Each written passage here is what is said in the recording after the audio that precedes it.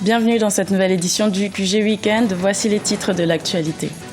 En République démocratique du Congo, le président Joseph Kabila dit soutenir la poursuite du processus électoral.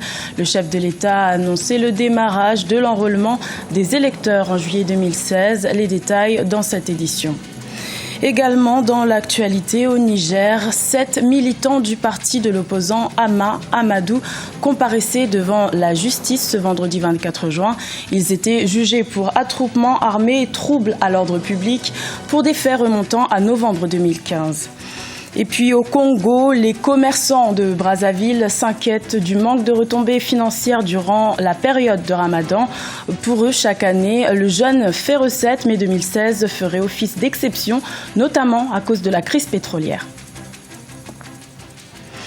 Je vous le disais en titre, en République démocratique du Congo, lors d'un discours tenu à Kalemi ce vendredi 24 juin, le président Joseph Kabila a annoncé que l'enrôlement des électeurs se tiendrait en juillet 2016 en vue de la poursuite du processus électoral.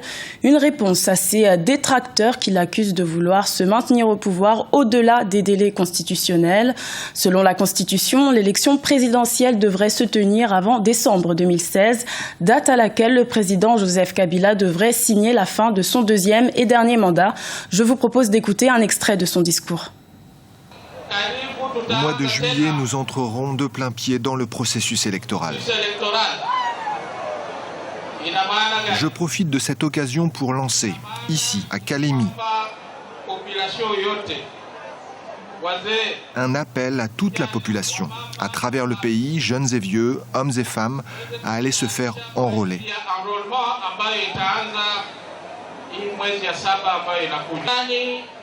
J'entends certains dire que s'il n'y a pas d'élection, le sang va couler. J'aimerais leur répondre ceci. Dans notre pays, nous avons la démocratie, ce qui signifie que le pouvoir passe par les élections. À ceux qui prônent la violence, j'aimerais leur poser cette question. C'est le sang de qui va couler? En Centrafrique, la prise d'otage des 6 policiers enlevés le 19 juin par le groupe d'autodéfense du PKSAK de Bangui a pris fin ce vendredi 24 juin. Le même jour, le président Faustin Archange Touadéra s'est exprimé et a montré la plus grande fermeté face au groupe armé dans le pays qui, selon lui, défie l'autorité de l'État. Corinne Kamdem.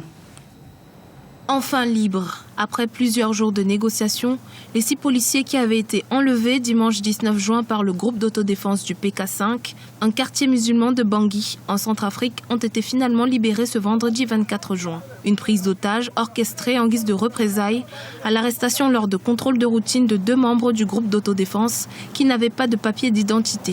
Ce même groupe avait par ailleurs pris d'assaut un commissariat du quartier lundi 20 juin dans le but de prendre d'autres policiers en otage. Hier, comme il avait promis, les éléments d'autodéfense, ils ont pu mettre en liberté les policiers. Ils ont été récupérés par le contingent mauritanien de la ministère qui les a acheminés directement à la présidence de la République. Ils ont été reçus par le chef d'État. Selon les termes de la libération établie par les membres du groupe d'autodéfense, ces derniers sont supposés avoir obtenu la libération de 2 de leurs membres en retour. Cependant, aucun détail officiel à cet effet n'a été communiqué. Ce qui nous échappe un peu, c'est les en-dessous de ces négociations qu'il y a eu paiement de rançon. Jusque-là, on n'a pas encore d'informations irrélatives. Aux dernières nouvelles, il n'y a pas eu échange d'otages, si on peut le dire ainsi. Le chef de l'État, Faustin Archange Touadéra, a de son côté tenu un discours de fermeté ce vendredi 24 juin. Il a promis que les auteurs de ces actes criminels devront répondre de leurs faits devant la justice. Également dans l'actualité, en Somalie, un hôtel du sud de la capitale Mogadiscio a été la cible d'une attaque terroriste ce samedi 25 juin. Cet acte a été revendiqué par les Chebabs somaliens affiliés au groupe terroriste Al-Qaïda. Les assaillants ont d'abord fait exploser une voiture piégée avant de pénétrer dans l'hôtel. Le dernier bilan fait état d'au moins 15 victimes et d'une vingtaine de blessés. Notons qu'il s'agit de la 2e attaque de ce genre en 3 semaines. Le procès des proches de l'opposant Hama Amadou s'est tenu ce vendredi 24 juin devant la justice du Niger. Il s'agit de 7 militants appartenant au parti du candidat malheureux à la présidentielle du 20 mars 2016. Ces derniers étaient jugés pour attroupement armé et trouble à l'ordre public pour des faits remontant à novembre 2015 lors du retour d'exil de Hama Amadou. Un reportage de notre correspondant Sadou Alizé Mokhtar. Arrêté le 14 novembre 2015, lors du retour d'exil en France de l'opposant Hama Amadou, les 7 militants du parti Modenfa Lumana ont été présentés ce vendredi 24 juin 2016 devant le juge du tribunal de Niamey. Ils sont accusés par le ministère public d'attroupement armé et trouble à l'ordre public. Nous avons plaidé ce dossier avec aisance. Parce que nous avons montré au juge que l'infraction n'est pas constituée. Nous avons montré qu'il n'y a pas de base légale. Nous avons montré que les preuves de l'attroupement armé ne sont pas réunies. Je précise qu'aucun scellé ne nous a été présenté, alors que tout ça devait être présenté à la barre pour qu'on nous dise voilà l'arme du crime. Et nous avons montré également qu'il n'y a pas d'interdiction. Nous avons montré qu'il n'y a même pas eu d'attroupement, que même s'il y a eu des rassemblements, c'est des rassemblements provoqués par la mobilisation disproportionnée des forces de l'ordre. Et la volonté des militants de rencontrer, de voir leur leader après un temps d'absence, c'est ce qui a provoqué qui a fait inciter les gens à se présenter. Dans la salle d'audience, le ministère public et le collectif des avocats ont chacun défendu leurs arguments. Le procès s'est déroulé en présence de nombreux militants de l'opposition venus soutenir leurs camarades. Aujourd'hui, les avocats de la partie de Soumana Sanda et des autres ont plaidé, ont à notre sens démontré qu'il n'y a pas eu de violation de la loi. Il n'y a pas raison pourquoi Soumana Sanda et les autres ont fait 9 mois de prison. Nous osons croire que le juge qui les a écoutés va dire le droit, rien que le droit, et qu'il n'y aura pas de verdict politique. Parce que si cela arrivait, alors les citoyens que nous sommes n'auront aucun autre recours que de nous opposer. Il faut noter que parmi les accusés figure Soumana Sanda, président de la coordination du parti dans la capitale Niamey.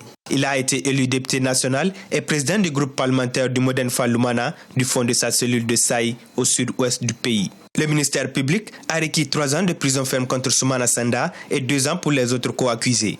Le délibéré du jugement est prévu pour le 12 juillet 2016.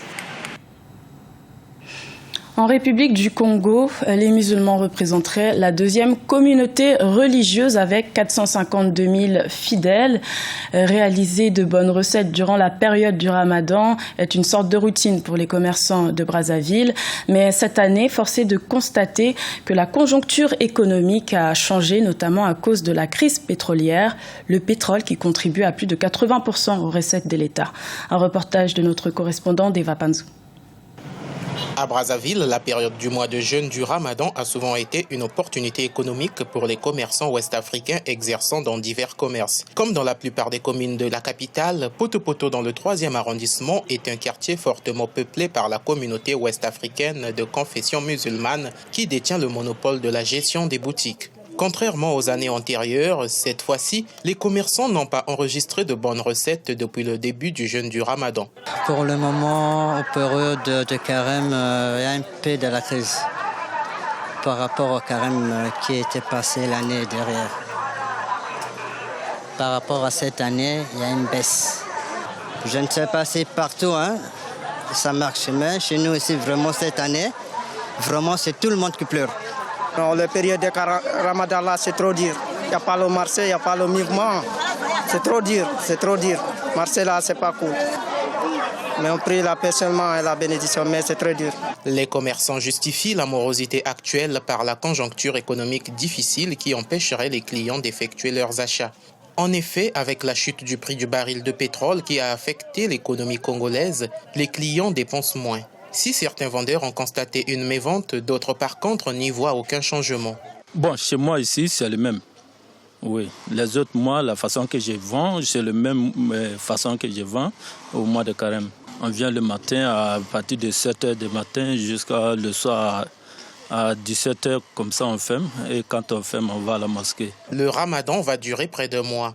Les commerçants ouest-africains qui continuent à s'inquiéter de la faible clientèle sur le marché espèrent une fin heureuse.